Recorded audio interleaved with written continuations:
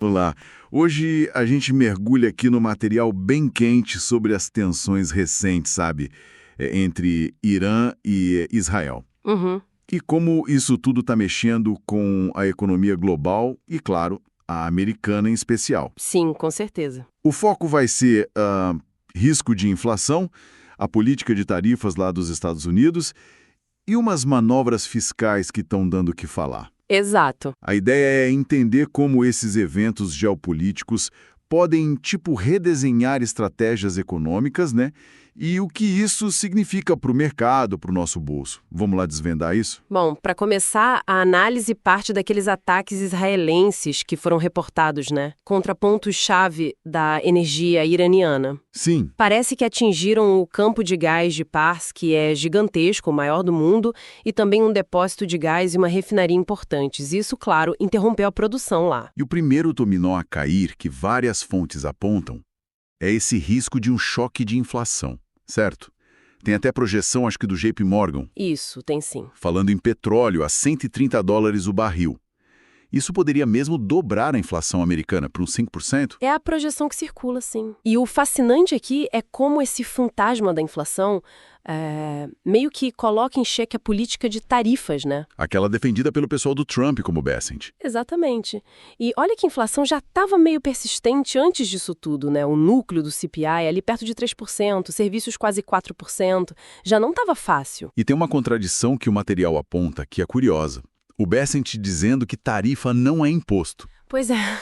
Mas o site do próprio governo americano define como imposto. Fica uma tensão aí, né? Dizem até que ele poderia estender a pausa nas tarifas, que vencia agora em julho. O impacto das tarifas que já existem, esse a gente já vê.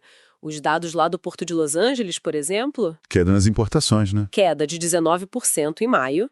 E no mesmo mês, quase 23 bilhões de dólares em taxas que os importadores americanos tiveram que pagar. Isso, claro, Chega no preço final. chega no consumidor, inevitavelmente. Bem diferente daquele otimismo do Lighthizer, lembra? Meses atrás ele falava em dezenas de acordos vindo aí. Lembro. E na prática, o material mostra que foi só um acordo com o Reino Unido e uma trégua com a China, sem grandes mudanças. E agora, para onde isso leva? Bom, leva o Federal Reserve para uma sinuca de bico, né? Porque com a inflação dando sinal de vida de novo, não tem muito espaço para cortar juros. Não mesmo. E juro mais alto significa que custa mais caro para o governo rolar a própria dívida. Aí entra a questão daquele plano atribuído ao Barry Sands. De cortar a relação déficit-PIB para menos de 4% até o fim de um possível mandato do Trump. Como fazer isso nesse cenário? Exato. Como? E aí que algumas análises, como a do Luke Gromen, trazem a ideia da repressão financeira. Repressão financeira. O que seria isso, exatamente? Não é cortar gasto. Pelo que as fontes indicam, a estratégia não seria bem cortar gastos, mas sim, inflar o PIB nominal. Fazer a economia crescer na base da inflação. Para a dívida parecer menor em comparação. Isso. O exemplo que dão é, imagina um déficit de 2 trilhões. Se a inflação ajuda a dobrar o PIB para 50 trilhões, aquela relação de 8% cai para 4%, entende? Diluir a dívida na marra usando a inflação. A lógica seria essa. E o mecanismo para isso funcionar envolveria talvez pressionar o Fed. Quem sabe com uma nova liderança mais alinhada. Para manter o juro baixo artificialmente, mesmo com inflação alta. Exato. O resultado seria juro real negativo. Péssimo para quem investe em título do governo, mas ótimo para financiar o déficit. Nossa, Falam até em forçar bancos a comprar títulos do Tesouro, com mandatos de liquidez. e a gente já vê algum reflexo disso nos mercados? O material indica que sim, né? Sim, os sinais estão aí.